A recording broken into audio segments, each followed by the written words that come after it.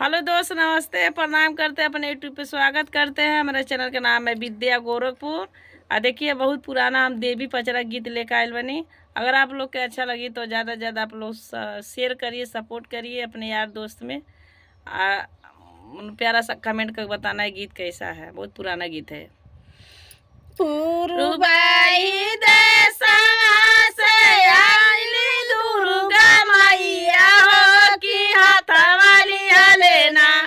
एक सोने के सुगना हो कि हाथवाली लेना, एक सोने के सुगना हो कि हाथवाली लेना।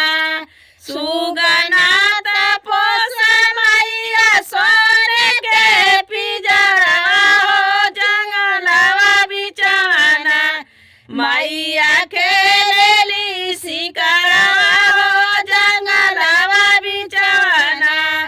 मैया खेरेली शिकारवा हो जंगलवा बिचाना।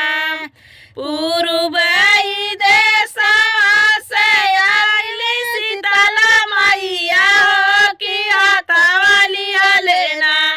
एक सोने के सुगनवा हो कि हाथवाली लेना, एक सोने के सुगनवा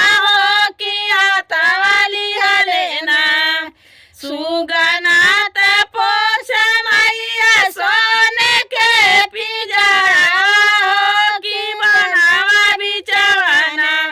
मैया खेलेली शिकारवा हो कि बनावा बिचाना।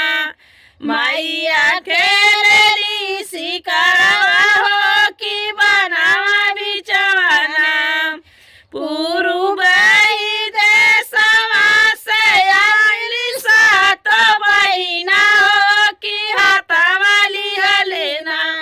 एक सोने के सुगना हो कि हाथवाली लेना, एक सोने के सुगना हो कि हाथवाली लेना। सुगना तपोस मैया सोने के पिजरा हो कि बनावा बिचाना। मैया खेलेली शिकारवा मैया खेलेली शिकारवा हो कि बनावा पैठिना। पूर्वई देशवा से आव दुर्गा मैया हो कि हाथवाली लेना। एक सोने के सुगनवा हो कि हाथवाली लेना, एक सोने के सिगना हो कि हाथवाली लेना।